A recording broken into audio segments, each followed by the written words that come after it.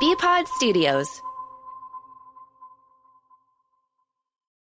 This is Talkin Rock. Talkin Rock. Your backstage pass to some of your favorite rock artists. Here's your host, Meltdown. We are chock full of rock star power on this episode of Talkin Rock. It's Meltdown. Thanks so much for joining me. Steve Jones, Eric Martin, Mark Kendall, all coming up today on the big program. We'll start things off with Steve Jones as he's put the band back together. He's playing here in Southeast Michigan at the world-famous Fillmore coming up on October 4th. He says touring with these guys is a joy. We talk about that. We talk about Ozzy. We talk about some other stuff. Some of my friends actually gave me some questions as well. Steve Jones, I thought this was going to be on video, but it was only audio, so you can hear it here or go back to the story that I posted a couple days ago on WRIF.com. But really cool to talk to a legend. I'm a huge fan of his Jonesy's Jukebox he used to do on the radio. I just listen to the podcast. And, he was on the radio, right? But he's not a radio guy. And that has always attracted me. It's like this guy just flies by the seat of his pants and just says whatever he wants to say. And those guys are usually the best at it. It's Steve Jones to kick off this episode of Talkin Rock. Jonesy, how are you? I'm good. How you doing? I'm doing great. October 4th at the Fillmore here in Detroit. You're putting the band back together, heading back out on tour. I guess things have been going pretty well for you in the last year on this tour with these guys, eh? Surprisingly, yes. No one knew what it was going to be like having a different singer. But it's just a lot of happy people at the end of the show. And it's probably the first time in a long time where I've actually enjoyed doing it and having fun.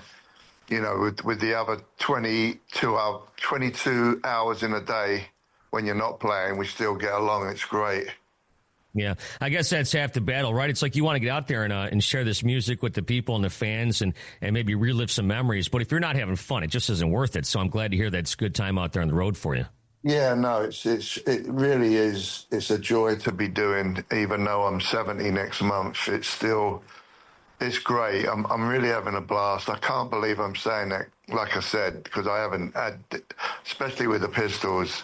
2008 was the last time we did about 30 shows, and I'm like, I'm done. After 2 songs, I'm looking at my watch, thinking, what am I going to have to eat after this? Now, why was that? Just because of the people you were playing on stage, or you just weren't enjoying the music, or what was the deal with that? Yeah, I think it was just the personality. It was toxic.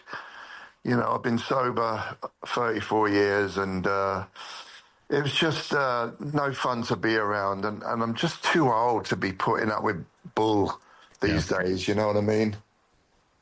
Yeah, you just mentioned that you're turning 70 next month. I saw that. Are you planning any sort of a big shindig or anything?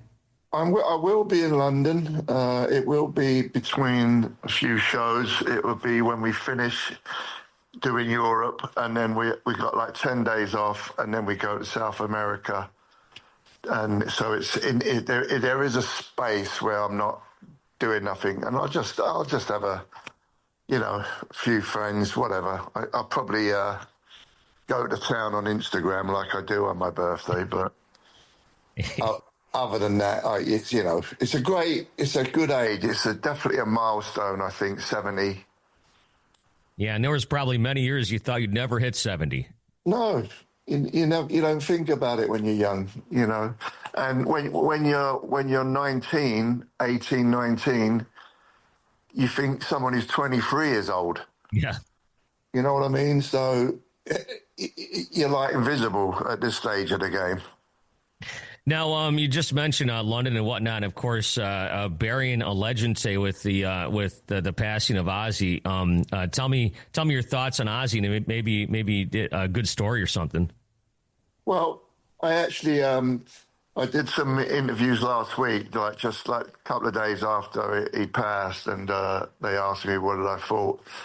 And I had a couple of stories, but then the next thing I know, it ended up in a newspaper in London, the Daily Mirror. They sold it to that or whatever. I don't care, but it's just funny. But I've known Ozzy over the years. He was on my radio show, Jonesy's Jukebox, when it was on KLOS in LA. He came on a couple of times, and he was hilarious. He came on one time with Sharon, and he's great. He was great, Ozzy, without a doubt. One of a kind, and it's a shame that he passed. But I think he was in a lot of pain. I don't think he wanted to go on, to be honest with you. Yeah. And this is what I said to this other guy, and it reminded me of Johnny Ramone. He was very sick with cancer, and we were doing this show for him in LA at this club, and he was hanging on, and he couldn't even make it to the show. He was just watching it. Someone had a camera, and he was at home watching it, and it had a camera on him. And as soon as that show was over, he just let go and passed away. And I think it was probably similar. When your life's that miserable, I want to be taken out if I'm in a lot of pain, and you're not going to get better, and your quality of life is just terrible. I would just want to not be around, to be honest. Yeah, I think Lemmy did kind of the same thing. Yeah, exactly. He waited till we did that show at the Whiskey. I got up with Duff and Billy Idol, and it was great. And he was up in the balcony. I don't know if you know what the Whiskey looks like. Yeah. And there was this light around him. He's just like this shadow. And I'm looking up thinking, oh, my God. And yeah, I think soon after that, he left the building, Yeah, I think I read the other day, it was the same amount of days, 17 days after Ozzy's last show and 17 days after that Motorhead gig you're talking about. Crazy. Yeah. It's crazy when you think about it. You just mentioned Duff. I saw you were with the Guns N' Roses guys. You already, of course, Neurotic Outsiders back in the day and whatnot. And you actually worked with Axl Rose, too, didn't you, in the late 80s or something? He was on, I did a solo album called Fire and Gasoline. That was on MCA Records. I had my long hair, and I was living the LA dream, the Hollywood dream. I had my motorcycle with no helmet, and I looked like Fabio, and I was having the best time. And I did a cover of Did You Know Wrong, a Sex Pistols song, and Axl sung on it too, so did Ian Astbury, and that was a lot of fun. Yeah, that's right. Yeah, I remember that now, yeah. I remember when I was hanging outside on my motorbike at the Rainbow one Friday night, and Axl came up to me. He had his long trench coat, and they were just starting to crack it, and I wasn't quite sure what they all looked like. I think I might have seen a video, but he came up to me, he said, "Hey, I was a big fan, I'm like, "Oh, great." And all I wanted to do was looking for some action, But he was a nice guy. Axl's great. He's doing well. I think they've ended now, the tour. I think they've got a little bit in South America, and I think they're done for this year anyway. I found it fascinating that he had never met Ozzy before. Yeah. It's kind of weird how the world works. Very, very strange, but it's not the strangest thing. But he definitely met him. He had photos taken at the Aston Villa show. Yeah. Looking back on all these years with, the Sex Pistols influenced so many rock bands. Do you ever think about all the bands that they have touched? Well, there's Metallica. Megadeth. Yeah, Megadeth. I actually play on that one. They did Anarchy in the UK. I went down the studio in Hollywood and played on that. There's Anthrax. I think I've done one. Lemmy did God Save the Queen. I think Guns N' Roses did a song called Black Leather, which was it was under Sex Pistols, but it wasn't with John singing it. It was originally with me singing. There's been a few. Skid Row, I think, did a version of something. Motley Crue did, yeah. Yeah, they did Anarchy as well. That's right. Yeah, I forgot about that. Yeah. You mentioned Jonesy's Jukebox. I was talking before you got on that I was a big fan of listening to the podcast when it was out, because obviously I'm here in Detroit. I couldn't hear it live, but how much fun did you have doing that show? I loved it, man. When I got, there was another radio show prior to that called Indie 103.1. That was the first time I was introduced to radio, and it was a small label. I mean, it was a small signal, and no one had heard it. It was a Mexican-owned Intervision, I think it was. I didn't know anything about radio, and I had the radio on one day, and they're just playing all this punk music with no commercials. I'm like, this is great, no commercials. I didn't realise it's because they hadn't sold any commercials, so they were just playing all these songs. And anyway, I got a call from someone who's on the line right now, and the next thing I know, I said I want to be a DJ, and I ended up doing 4 days a week, 1 hour a day, and I didn't know what I was doing, but I must have done something right because it became really popular. And then I started doing 2 hours a day, 5 days a week at noon to 2. And it was so much fun. The reason it was so much fun, and you can probably relate to this, it was more like in the 70s where DJs actually could just pick whatever music they wanted to play. And you know, in some weird little hick towns, they'd play the B-side to something and make a hit. And it was similar to that. I literally got the freedom of doing whatever I wanted to do, which that made it fun for me because, you know, I mean, there's nothing wrong. I know DJs have to talk in for other people's playlists, and they're happy with that. I'm just not happy with that. I enjoyed it, and I did pretty much that too on KLOS. You know, the program director would come in the studio every now and again and say, "Come on, you got to play a bit of AC/DC sometime," you know. Yeah, that's funny. Yeah, the consultants didn't have any chains on you.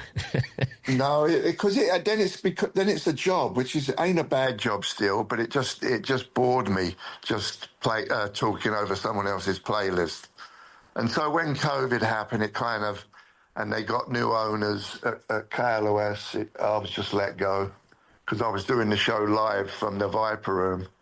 And they, you know, you couldn't have any people in there, and it kind of just ended. And I just like, okay.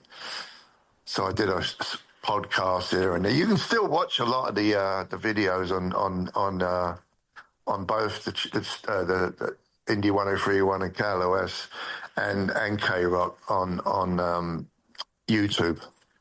Yeah, no, it's fantastic. I was listening to them, and all of a sudden, yeah, like you said, one day they're gone. So I think that you even got in the Hollywood Walk of Fame. Did they give you that through your radio work? Yeah, but it didn't actually go through because that's when I got laid off, and we didn't pay the $50,000 to get the bleeding thing in the ground. Well, you got one more award than I have, and I've been in radio for 35 years. So, almost one more award, I suppose. But, you were a rock star. I mean, back in the 70s, you just didn't, it was one of those things where, you guys were full head of steam. Is there any rock stars left like what you guys did back in the day? Are there any rock stars now? I mean, I don't know. Well, they're dropping like flies, that's for sure. Yeah. A lot of it's bizarre how people are, when you get to a certain age, 70 and on, it seems like people deteriorate quickly. I don't know what it is. Like Jeff Lynne, all of a sudden is ill. Yeah.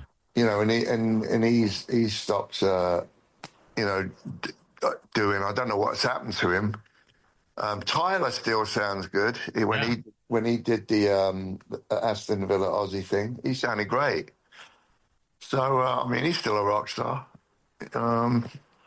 What do you call a rock star? Do you call new people rock stars? Everyone says they're a rock star and they work in banks. That is true. Yeah, I guess a lot of people have been talking about this Youngblood kid as far as like maybe the next generation. Well, he's definitely, he's going for it. I would definitely give him that, and I know him. He's giving it 120%. So, and he was actually pretty good on the Ozzy thing, doing changes. Oh my God, yeah, so good. Yeah, he was one of the better things, I thought. He's got all the elements of the hustle and bustle. Yeah.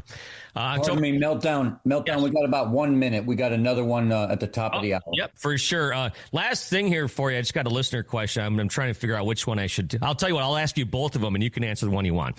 He wanted to know about stealing gear from the Hammersmith Odeon, and is that a true story? And at the height of the Pistols' success, were you a big Styx and Boston fan? You can take either one of them.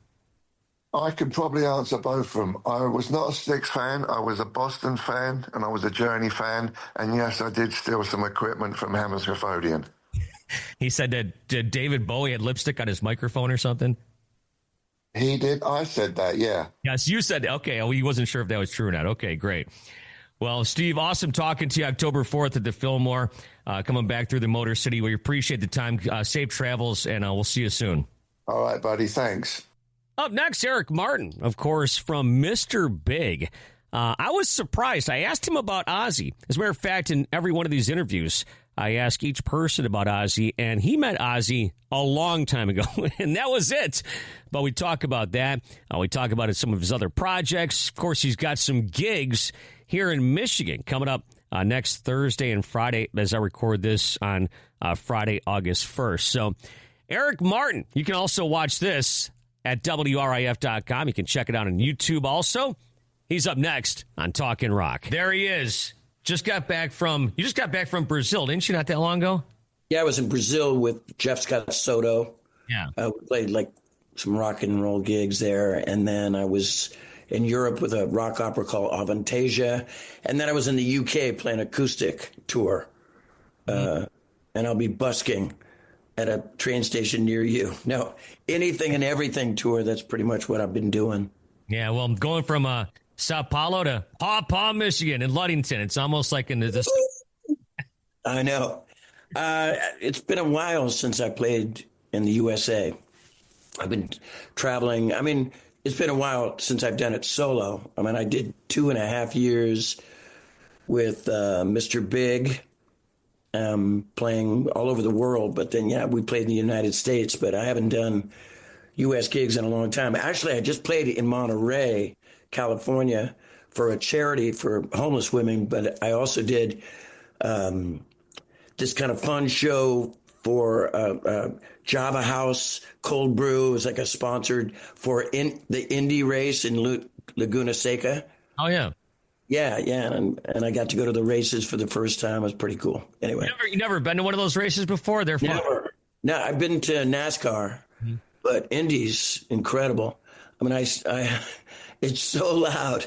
It's like a heavy metal concert in a way in my ears. It's like, and even it was like, and so fast. And so, it's when you see all those, like a tennis match and they're doing all this, like everybody in the stands in this one is like totally getting whiplash. So.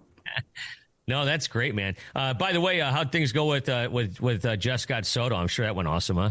Jeff's cool. I've known him for years. I actually did a song on one of his duets album. I didn't pay attention when he was in the band Talisman in Europe, but I've been like kind of a big fan of his for years and years. I can't remember exactly when I met him, but I remember meeting him at Paul Gilbert's wedding at Disneyland, and he was playing like as a special guest, playing for Paul's wedding. So anyway, yeah, we've been friends for 100 years at least. Yeah, it's funny. I've met both you guys, obviously, but I mean, the first time I met you and the first time I met Jeff Scott Soto, it's like you guys just are just easy to talk to, and you're like, I think I even said, I want to do an interview. I didn't do an interview with you right away. I think the first one I did with you was, I don't know, last year or whatever it was. But you guys are so easy to talk to, and I can imagine both you guys meeting each other being like just like kind of fast friends. We are fast friends, and we do have we both have a gift for gab. We can just chat away forever, and a couple loudmouth soups, we can talk even longer. Yeah, it's funny you say the Talesman. It just sounds like something out of Spinal Tap. Does a little bit, but like God, huge in Europe, and in the 80s and 90s and stuff. Yeah. Jeff and I, we shared the same South American rock and roll band. We played all over Brazil, and we also opened to Foreigner. We were lucky to open to Foreigner with Lou Gramm came. Yeah. Because he shows up once in a while, but he showed up to sing I Want to Know What Love Is and Dirty White Boy and all this stuff. And when we were doing like kind of what they call a throw and go, you know, an opening act, throw and go sound check, throw your gear up there, check your microphone, check your monitors, and sing one song maybe. And I came off stage, and Jeff was hanging with Lou, and Lou goes, "Hey, Eric, how you doing?" I'm like, "You know me?" Like I was blown away. I opened to Foreigner like 40 years ago when I was, when I was probably 30. No, 40 years ago when I don't know how old I was, but I was a young man, and idols. I mean, I could go on for days. Paul Rogers, Lou Gramm, Frankie Miller, Ronnie James Dio, Ozzy Osbourne. We'll talk about Ozzy in a second. It's funny, a lot. Who taught me about Frankie Miller? You're probably going to find this funny, but Kid Rock. Yeah. You're kidding me. Kid Rock loves Frankie Miller, and I don't know if you know it or not, but Frankie Miller, well, I should say it the other way around. Bob Seger stole some of Frankie Miller's stuff. Either stole or is it borrowed? Borrowed, maybe. Hey, I love Bob Seger too. Frankie Miller. I'm just such a huge fan of this guy for years. Great gravel kind of voice, but what an incredible songwriter. Your audience should check him out. If you loved all the singers, they always say Paul Rogers, including me. But Frankie Miller was kind of like one of the first. He had a lot of influence with Stax Volt and Motown and all that. But I actually did one of his songs on my first record. It was in 1983. Band called Eric Martin Band. Great name. Awesome name. Yeah, great. Nice ring to it. I was telling you I was playing in Monterey the other day, and I played with the old guys in Eric Martin Band. We used to have another band called 415, and we kind of did a little reunion at this charity, and some of the guys in Y&T as well. Anyway, we did a song called Don't Stop, by Frankie Miller. Oh, yeah. Kid Rock, that blows my mind, actually. Oh, that could be like some sort of 6 degrees of Kevin Bacon, or I don't know what that was. He's told me many things about Frankie Miller, and one day I'm at his house, and he's like, "Hey, Meltdown, check this out." And he played a song, and it was Bob Seger before Bob Seger. I can't remember if it was like Beautiful Loser or something like that. But if you Google Bob Seger, Frankie Miller, it will come up, and he I'm not going to say Bob stole it from him, but let's just say lightly borrowed. Or paid homage to, or I don't speak French, but a tribute or something like that. But yeah, Bob Seger. Yeah. I love Bob Seger too. He's one of I think he's a hometown boy, isn't he? He is. Yeah, he's from Michigan. Yeah, from Detroit Rock and City. Kid Rock and the whole bit. And actually, there's a guy that's playing with me now. We've been playing together for a couple of years. His name is Jason Hartless. He's a drummer for Ted Nugent. Another guy, yeah, right. Dropping some of my Michigan pals. It's all coming together. Yeah. I got this, like I was saying, playing in the United States. And I've been playing with a lot of different people in Europe and South America and in Asia. But yeah, in America, I have a pretty tight solo band now. PJ Farley, an old friend of mine from Trickster and Fozzy, and a bunch of groups that he's in. Jason Hartless on drums from Ted Nugent, and a new hot guitar player, Julio Menendez from Brazil on guitar. Yeah, and yeah. No. It was funny because I was going to say the Zoom call. I don't know if you saw it. I put there Eric, PJ's friend. So.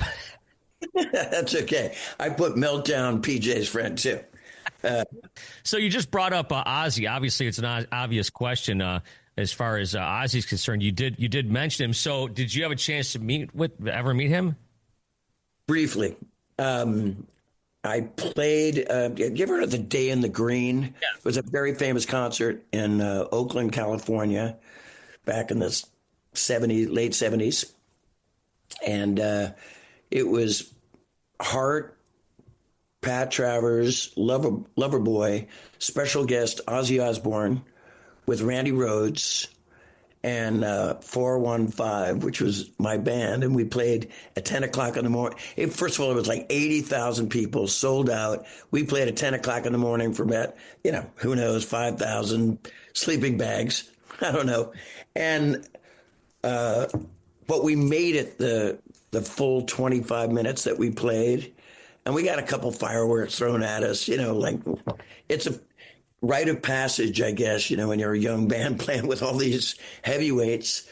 And the famous promoter, Bill Graham, had a little Easter basket and all the fireworks in it and a bottle of Cristal. When I tell the story, it's Cristal, but it was probably like, it's probably like some really bad Asti Spumante or whatever it was.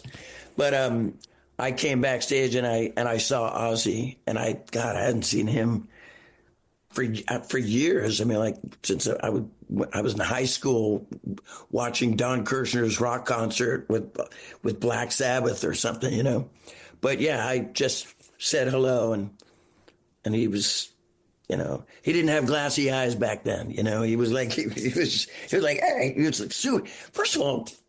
I mean, when he got a little older and everything, he was just kind of reserved, but he was hyper as hell backstage. I remember that. Yeah, so that was now. Correct me if I'm wrong. Did he play like early that day, like noon? Because he just left Black Sabbath, if I'm not mistaken, and he wasn't yet Ozzy Osbourne, like a huge solo superstar. Correct? I couldn't tell you. I mean, the crowd was just like freaking out when he came out. Okay. It was me, and I think Ozzy played after me. Yeah, so we were still dragging our stuff off the stage, and they were like I said, it was like a throw and go. But he was still, he's, the icon that he was. It didn't matter, if he just left Black Sabbath. I mean, he was still Ozzy Osbourne. But yeah. Throw and go just like the rest of us. But yeah, that's the first. Actually, and I met Randy Rhoads a few years before that. Maybe I was at the Starwood in Los Angeles. It was like this club on Santa Monica and Crescent Heights. It was like in the corner, and all the bands used to play there, And I had really long hair, and I remember this lady came up to me and she goes, I'm Randy Rhoads. I'm that guitar player's wife or girlfriend or something like that. I'm a hairdresser, and I could do something for you with hair. And I'm like, and she goes, yeah, that's my man up there playing, and he was amazing then, So that was a Quiet Riot, maybe. It was Quiet Riot and a band called the Wombleys played, and I think that was Randy Castillo on drums. Yeah. Amazing. I think it was Quiet Riot. Wow, it had to be because that's where he came from, Yeah, so then Mr. Big hits it big in the late 80s and stuff, and you never got a chance to meet Ozzy again. I didn't. I ran into Zakk Wylde a bunch of times. All the people affiliated with Ozzy, Mike Borden, Mike Inez, like a bunch of people. But no, I never got to run into Ozzy again. I was riveted to the TV set, watching the I didn't go to the festival, the last concert and everything, but I was just eyeballing the whole concert, And what did you think, like from a vocal standpoint, about a guy like that? About Ozzy, he had a character voice, how for me. I mean, there was actually Diary of a Madman had some great melody and all that kind of stuff, but he was kind of a shouter and more of like a, heavy metal's cheerleader or something like that. Hey, look, don't strike me down, but I thought it was more of a character kind of voice to me. Okay, fair enough. He had an energy and a spark. And he, like, great entertainer, just by, I don't know, I like to say Ozzy had swagger, but he had his own kind of swagger. There's there was no like puffed up chest, Robert Plant rock and roll star or Paul Rogers kind of thing. He was like a different kind of rock and roll star, like an every man's rock and roll star. Do you know what I mean? He kind of looked like us back in the day, just kind of like fucking, if Ozzy wasn't a rock and roll star, I definitely want to know him back in the day because he looked like a guy that could kick the shit out of the guy who was beating me up or trying to bully me or something. Yeah, that's true. Hey, when was the last time? Like, when was the time that you can remember as a kid, or maybe even as an adult, when you were like blown away by a vocalist? Who could that have been? Well, like I said, Paul Rogers. You saw him live, and you're just like, I saw Bad Company. Yeah. I mean, I love Free. When I first heard, could have been like Wishing Well, something like that. I knew I tried to emulate Paul Rogers and pretty much sing every song that he did. And like in my day in the 70s, cover bands or top 40 bands, it was like Zeppelin on the radio, and it's kind of like what you're doing right now. But yeah, I like Robert Plant a little bit, but I like a little bit more of the rock and soul guys like Lou Gramm and Dio. To me, even it was heavy metal. Dio was like a derivative of Paul Rogers. Any like Frankie Miller, Paul Rogers, Lou Gramm. God, there's so many. I love Rod Stewart, Jagger too. I love the lyrics of the Rolling Stones. Steven Tyler is another huge. I was waiting for you to say that name. Yeah, sure. Oh no, I love Steven Tyler. I like as a person. I think he's the funniest guy in the world, and I love his entertainment aspects. And I just think he's just a cool ass singer. And watching him at that Ozzy concert thing, that blew my mind. I'm so glad that he came out there with all those great players. Yeah, it was really cool. Yeah. There's many, but those guys are the core right there.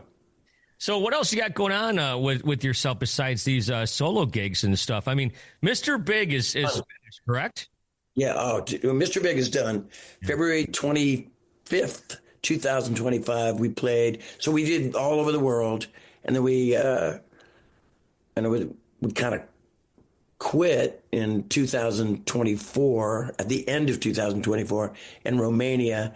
And then every time we wanted to quit, they keep bringing us back. But just one last time, we played 2 shows in India, and then we played in Japan. What a shock. We played in Japan, and we played Osaka, and Budokan was our last show. Oh, yes. Yeah, we had our families and our friends and everything, and just, did it right. And then that was over, and then 11 days later, that's when I went on the road with my rock opera that I'm a part of, Avantasia. Jeff Scott Soto in Brazil. Then I went to the UK playing acoustic. And then I'm in home for a month and a half. And I got, the few shows here in Michigan. And then after this, actually, I am playing with Billy Sheehan again. I'm going to Indonesia, and there's a really famous band in Indonesia called Dewa 19, DEWA 19. How do I know they're famous? It says so in Wikipedia.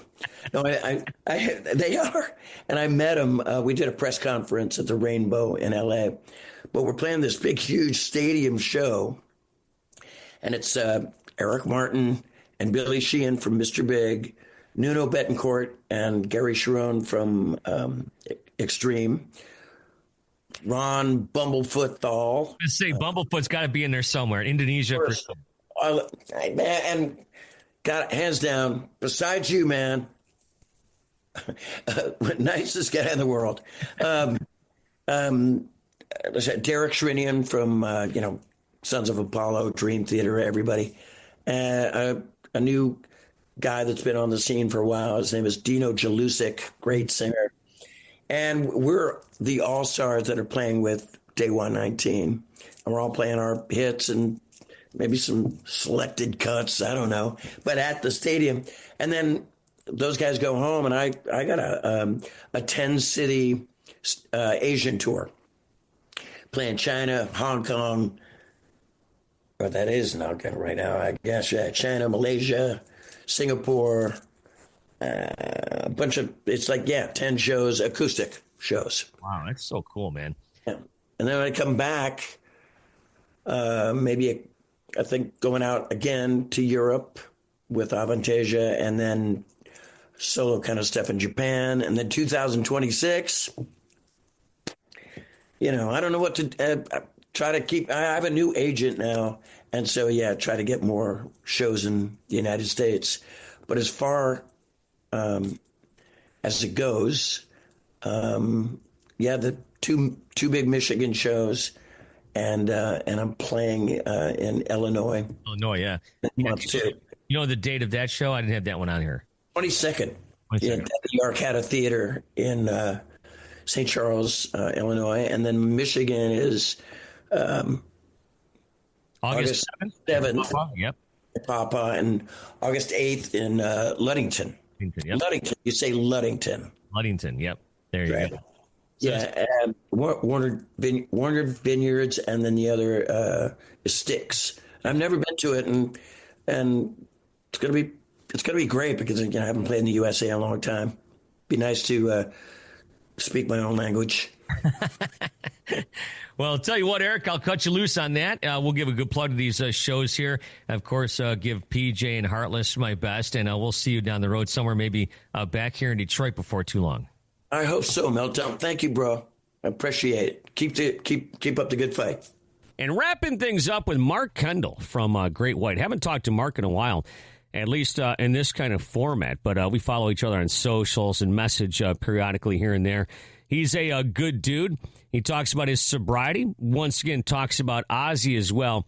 And I had to ask him about Jack Russell. I knew Jack Russell personally, and the last time I saw him was about 6 months before his death, and I saw him in Buffalo.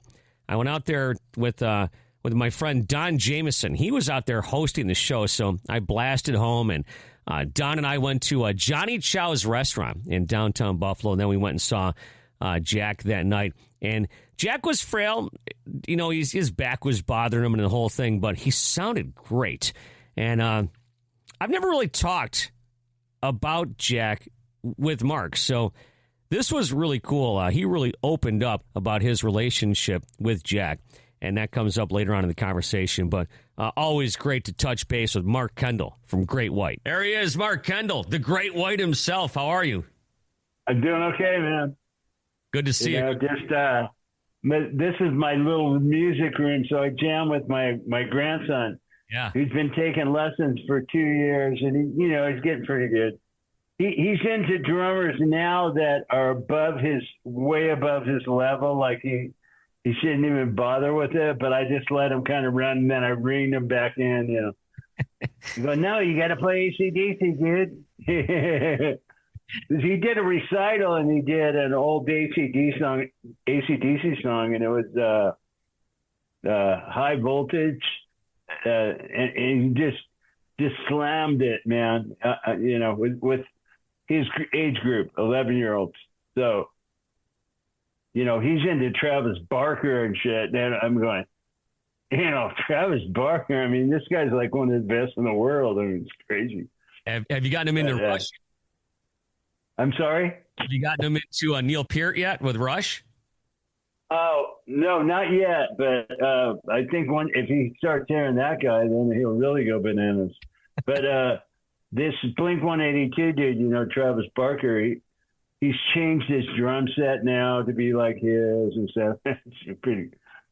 But he's got a lot of enthusiasm. So I'm trying to teach. Yeah, I'm trying to teach him that learning how to play right, with the rudiments and paradiddles and all that stuff from a really solid pro drummer that I know from years ago. He's one of the best drummers around, and he's teaching him the right way, and so he doesn't get bored. He shows him how to do it on his drums, and it really breaks it down simple. So you go, oh, I get it. You just don't want to hit on the practice pads all the time.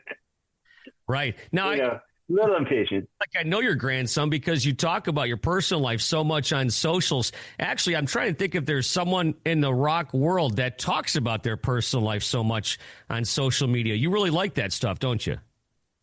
Yeah. Just little positive things. I'm trying to be funny, trying to make it light of everything. And so I chime in with something that I'm trying to be clever, even though it probably isn't, but sometimes, the fans have kind of grown up with Noah because he's been on rock cruises, about 5 of them, The last time, Kip Winger introduced him, and he played for the Shredders, Guitar Wizards. And so he got to get up there and just play a straight beat. He was only 10 then, but he's really improved a lot in the last couple of years. But, yeah, I just really dig the guy. He's a pretty good kid. That's awesome, man. So Great White's going to be in town, Motor City Casino Soundboard with Slaughter on next Thursday as we record this, August 7th. I was just there over the weekend with the Night Ranger guys. That is an awesome venue, by the way. Oh, yeah. We've actually driven by it a couple times, going to another gig, the festival and whatnot. And I think we saw that Night Ranger was playing, not the recent time, but a time a couple of years ago. And we like the hard rocks. We used to play them a lot.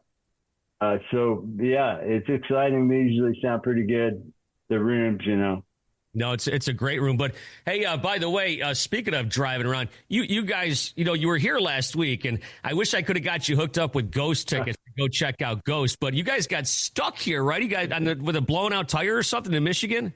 Oh, yeah. Yeah, we were in this limo, and it was an old one. I mean, the thing was just falling apart. They had one of the side view mirrors was duct taped on. Oh, my God. And some panel fell off inside. But it looked pretty impressive. It looked nice from the outside. But, all of a sudden the car started shaking. This lady driving, she couldn't figure it out. So she kept driving. And then all of a sudden it got really bad. So she pulled over. We were dead smack in the middle of nowhere. So we had to call people and forget when we ended up just hiring our own Ubers. And because somebody was going to come change the tire, but we'd been sitting there for 2 hours. So let's just get a couple of Ubers and get this horrible thing over with, I think, if I'm not mistaken, you guys were in Brighton, but I could be wrong. I don't know if you remember exactly where you were when you got stuck, but I know you guys were heading up to the Thumb. We were in between the airport and Bay City, so about in the middle. It was a 2-hour drive, or maybe longer, but we were right in the middle of that in this overpass. We were just sitting there. It was crazy, man. And the air didn't work. It was like there was a guy in there just blowing or something. It wasn't even like regular air. It was like almost warm. It's like so we started going outside. It was actually a little cooler outside, so that she didn't know how to run the air, and we tried too, and it was just broke. It sounds like a true Spinal Tap moment. And by the way, that's coming out this year. Are you going to be watching Spinal Tap too? Yeah, I think I might check it out. The first one was pretty amazing. Because I actually have a memory. I was in New York and we were going to play Madison Square Garden, and with I think it was Judas Priest when it came out, and I went with this chick to the theater to watch it, and it was, oh man, that movie. They actually really did a good job on it. The whole lick my left thumb, and they're really funny, these guys. So that was pretty interesting. Did that hit close to home for you with some of those things?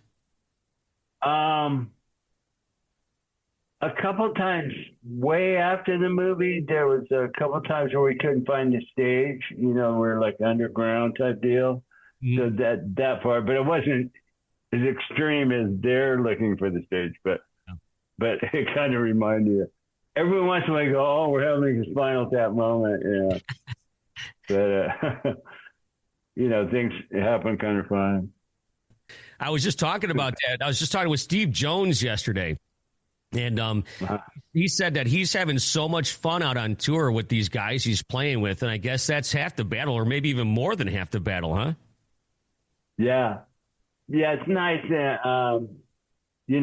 I wish it was in different circumstances than what happened, but it creates a little new energy and stuff, and he really gets out there and gets into it. So, and he's playing like gangster. I mean, he really has a good sound and all that. He's a true bass player.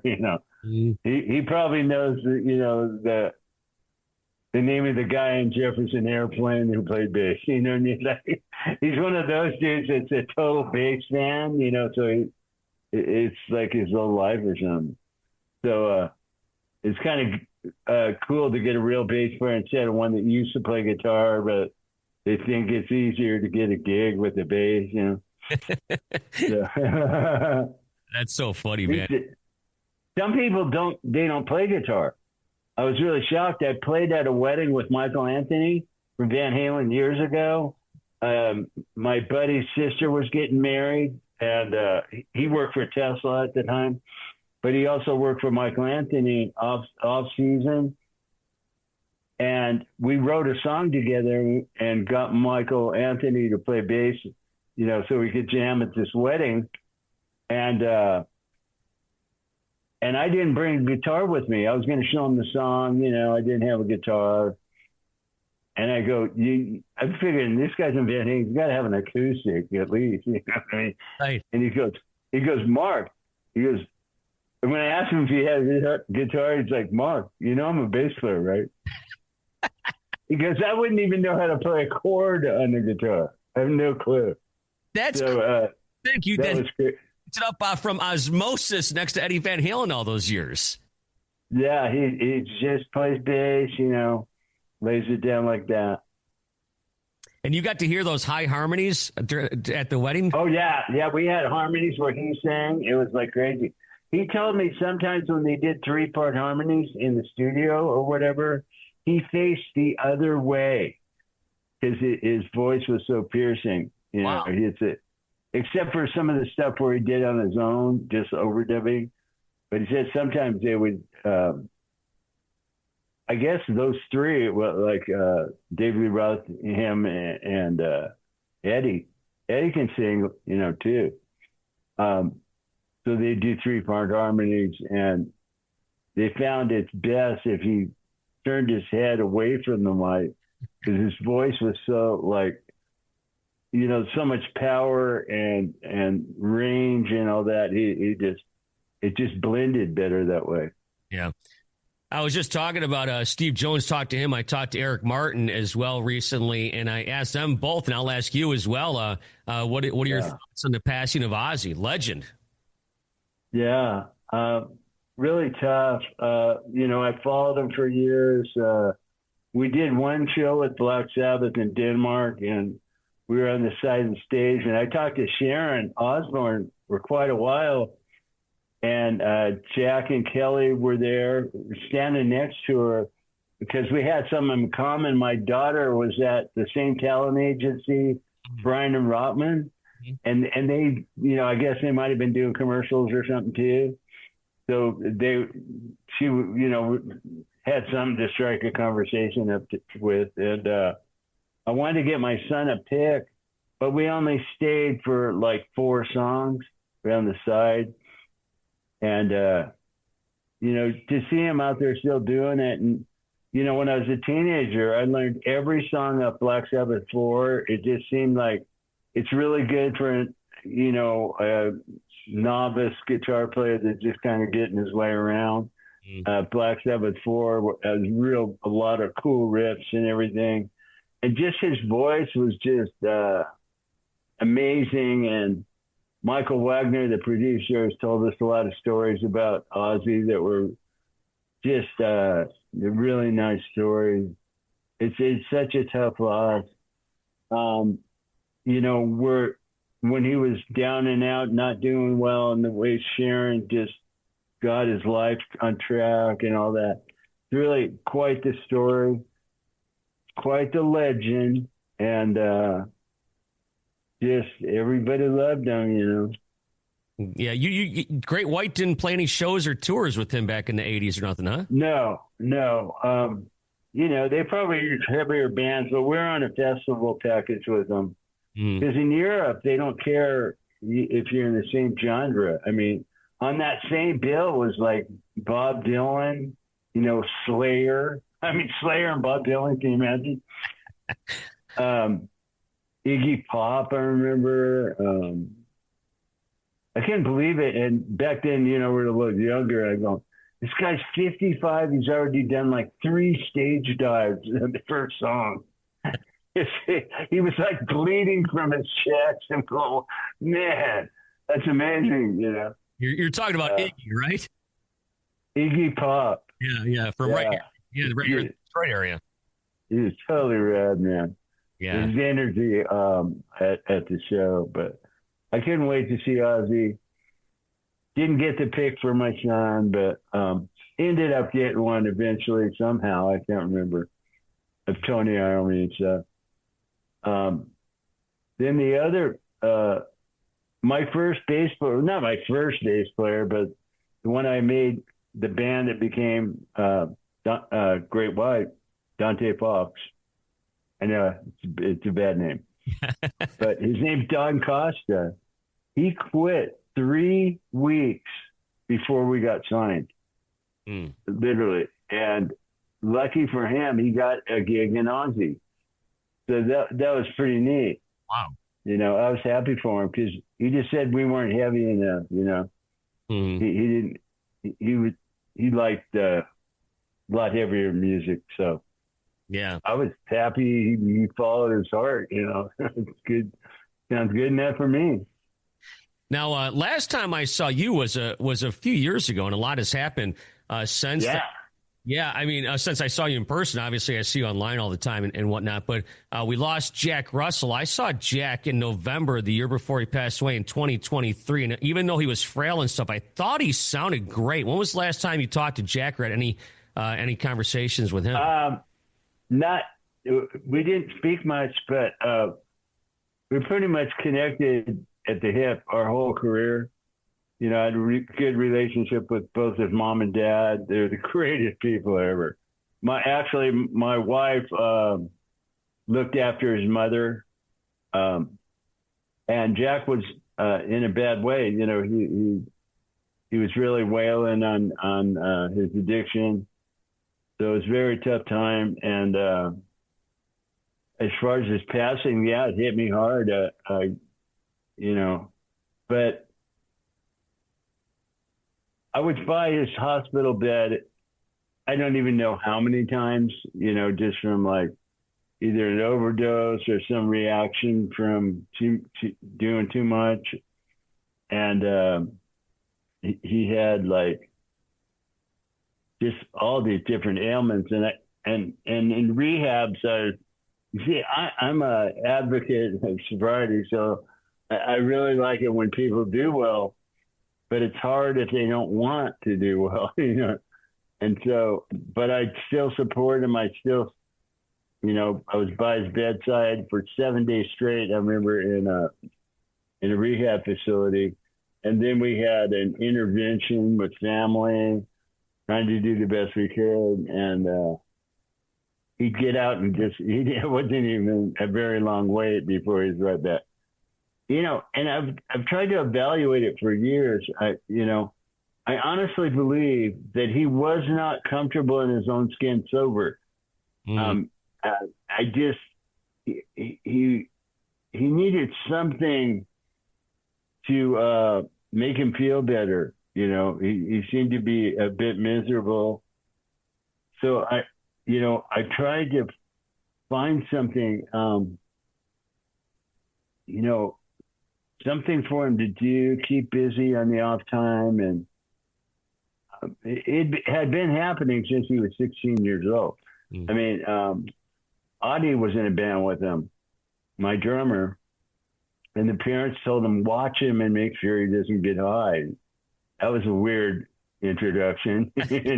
He's only 16. I mean, what you going to do, smoke some pot? So, but I never took this personally, but I didn't want to enable it anymore. So I just, as a band, we just told them, go get well and come back the badass fucking sleeve tattoo dude that commands crowds. You know what I mean? Mm-hmm. And that went on for a year or more. And then, he found people that would accept that, him just singing and being high. But one thing about it is he's not a bad person. This is just the voices hit his head, and he just goes off, and it affects his health and his ability to. Because he's one of the all-time great rock singers. Yeah, I mean, and I don't even care how big we ever got. He's still a badass singer, man. I mean, that guy can sing just about anything. So he had amazing skill, but, it was just a slow decline until he couldn't walk and stuff like this. So I have my dad married somebody else. My parents got divorced when I was a teenager, and his wife was kind of a prescription drug person, and she ended up looking almost just like Jack, like verbatim, and Jack took the similar drugs, probably more street related, or not really more street related, because he got a lot from doctors and doctor shopping. When as far as his death, that really, I don't know. I was just really upset by it, and I kind of wanted people to know, how great his work ethic was in the studio. I went on Eddie Trunk for an hour, and I didn't want to sit there and just talk about his drug habit or anything like that. I wanted people to know how close we were. And, I mean, from the embryo of when I met this guy, we were pretending like we were playing Big Genius and we didn't have a bass player yet. I mean, so, teenagers with the dream and all that. So the memories, and, his dad got us jobs and stuff, and we were constantly working the band, making demos, and, so we had a kind of a goal. Never got in an argument with the guy. I mean, we never fought about anything, because I've heard the fans say, why don't you guys patch it up? Like there's some, we hate each other or something. That wasn't ever the case. It was always, addiction. And I used to drink beer like a crazy man. I didn't quit until 2008. I got 17 years sobriety, but, I'm not trying to say I didn't have my issues. And maybe it did affect my playing at times, when we're on long tours and just partying a little too much, but I was able to get away from it. Addiction is a horrible thing. It hurts a lot of people. I used to be very selfish when I drank. This is me, I'm doing this to me. What are you worried about? That was my attitude. Mm-hmm. With these people that love me, but, you're affecting everybody around you. Yeah, I'm affecting everybody around me, but so self-centered and so, I don't know, it's selfish. You're just selfish, and you don't care what anybody says. You're going to have your beer. It ain't going to hurt nobody, And so that was my attitude. I was able to escape it, but I had to quit doing it my way and listen to people that had 30 plus years sobriety, and just how'd you go that long, and stuff, and kind of learn and kind of change myself as well, After I had about 3 years, I started, just letting people know that I'm always available. I'm not this hiding rock star, I'm not hiding from nobody. If you get a hold of me, I can share my story, encouragement, support, be your sober friend, Yeah. Because one thing I thought is if they're a fan of Great White and they see that I got sober, maybe they'll think, use that like, hey, I'm friends, with the guitar player for Great White. But that's not what my intention was, to share my story, and maybe they take a couple things from it that can help them, because what they're doing is not working. So, and when I tried to do things on my own, it never worked. I think with Jack, his addiction was so bad. He, for one thing, he didn't want to quit. He wanted both things. He wanted to be the rock star singer and be able to do stuff that makes him feel good. But it had repercussions. Like, I worked with Janie Lane before he died, like every day. I mean, I would send in a prayer, meditation. He'd call me and say how much he'd hit home. And at his memorial, I went to it because I wanted everybody to know.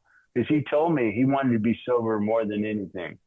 He said his only trigger was downtime. Yeah. So, and sure enough, he got some downtime and heard the voices and went off, and it was fatal. But, this addiction stuff it's crazy. Normal people don't get it. They just think, God, how can you be so weak? Why don't you just stop? I mean, what's the big deal? You know what I mean? But they don't get it. It can be horrid, And I always try to explain to people, I'm not reaching out to social drinkers who just enjoy themselves every once in a while.